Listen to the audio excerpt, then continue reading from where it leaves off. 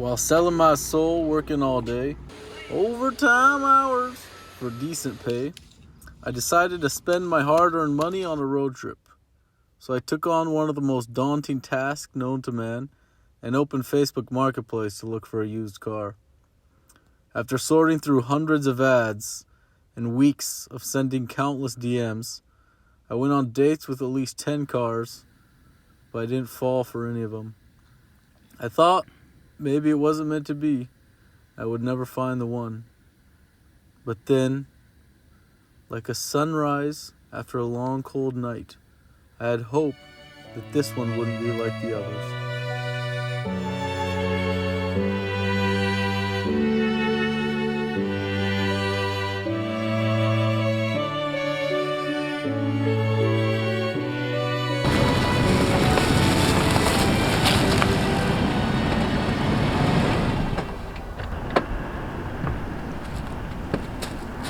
Hello Internet, and welcome to my first YouTube video.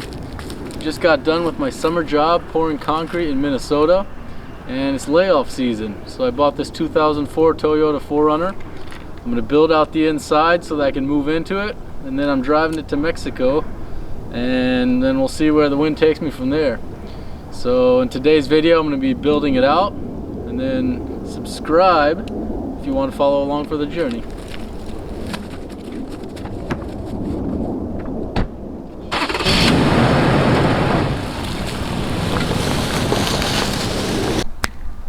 We're back in the driveway, about to get to work.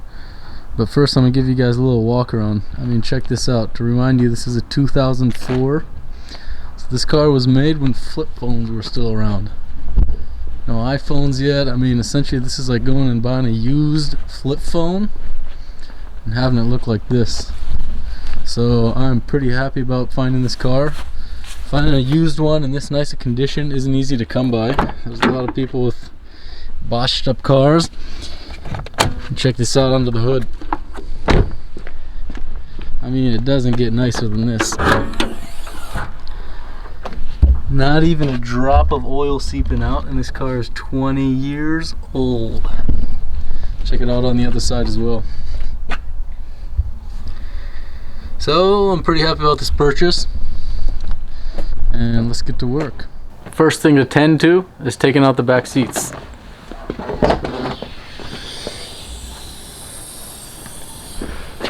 And surprise, they're already out. I fumbled the record button when I was taking them out earlier, so I didn't get a video of it. But this is it.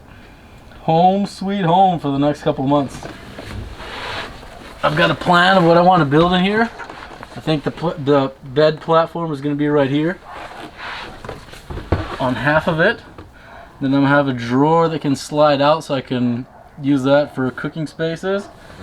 And then I'm going to put nothing on the other half. And the idea of that is going to be so you can sit up in here.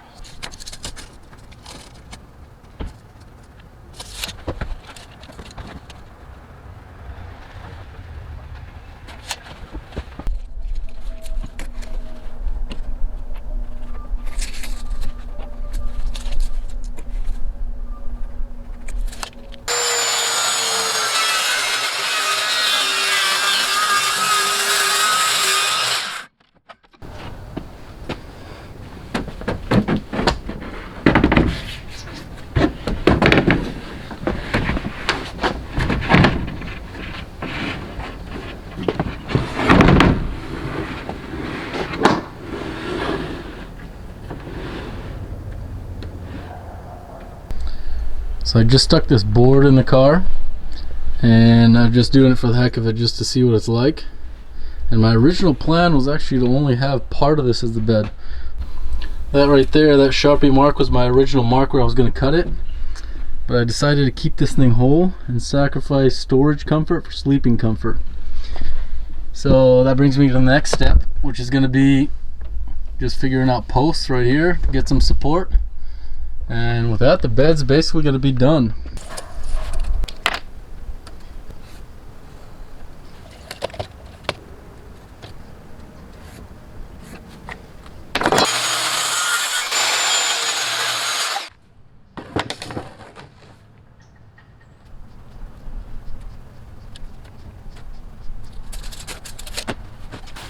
Look at this. 2 boards at 19.5. Overcut.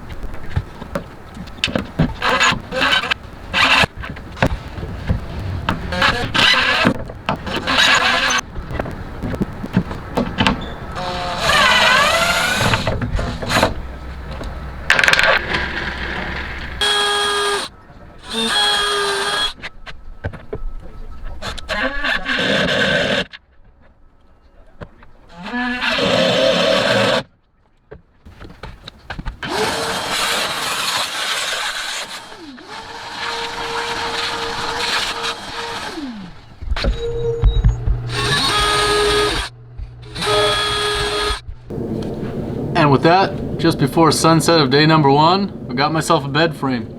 Right now it's just free floating in the car. I'm gonna leave it as is, and if it starts to move around while I'm driving, that's something I guess I'm gonna figure out along the way.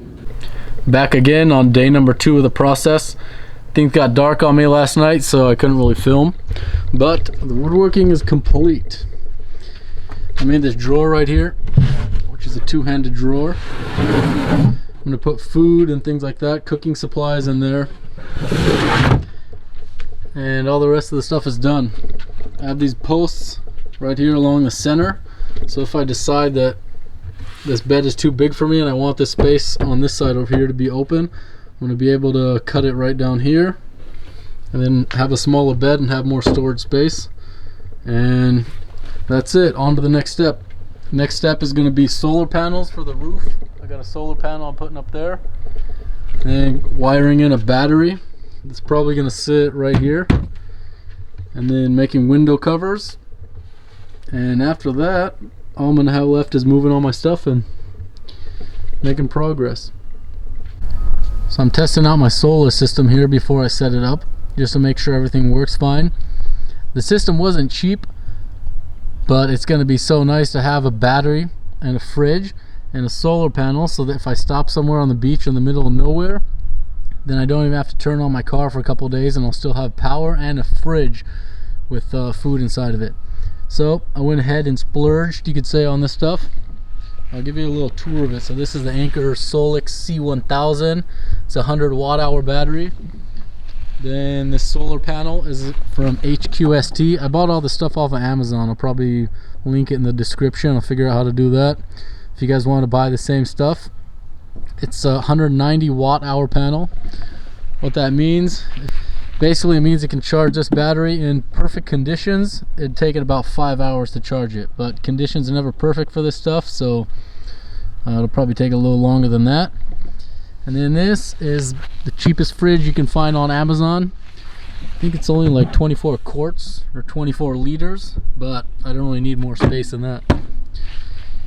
And that's it. Let's get to installing. This is the setup. I don't want to hit the glass here, because I hit the glass with the drill bit, the solar panel shot. So I'm holding this little piece of aluminum behind it, then I'm drilling in.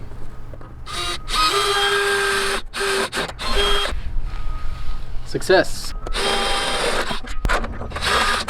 Next up is I'm going to take this piece of aluminum that I got from Lowe's for I think like $8. I'm going to cut it up into 4 pieces, drill holes in it, and then this is going to mount underneath the roof rack into the solar panel, and that's what's going to hold the panel in place. I'm going to be putting safety glasses on to cut the aluminum because I'm using the wood skill saw. It's kind of a little life hack. Is it a good idea? I don't know. Does it work? Absolutely.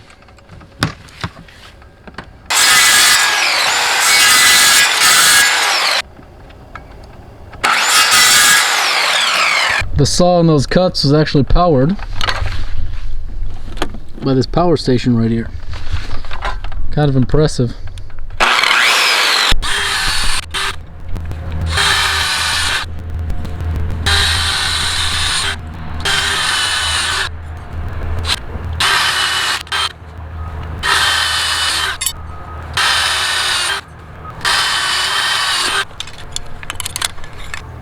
And there you have it.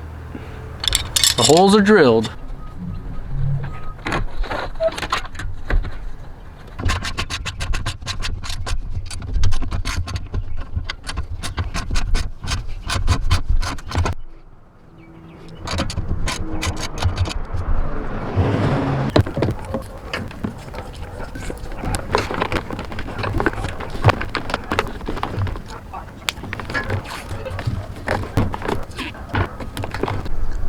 Wanted to show you my wiring setup here.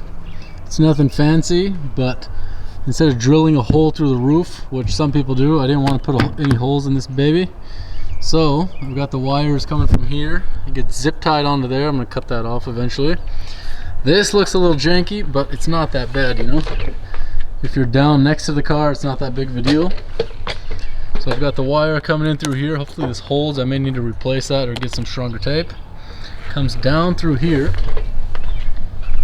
and then I found this wiring harness that just plugs into there or connects into there.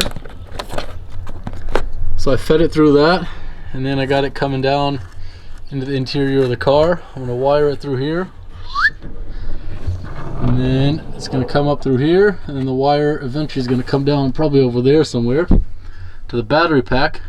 It's going to sit right here. And with the power installation complete, that's going to be all for this video. Thanks for everyone who tuned in and watched till this point. If you're still watching, you're the real one. Thanks for bearing with me while I talk to this camera. And yeah, subscribe if you want to join along for the rest of the journey. Hopefully, I'm going to drive this thing all the way from Tennessee down to Mexico, and who knows, probably farther beyond. Maybe Guatemala, Belize is on my list as well. So yeah, that's all for now.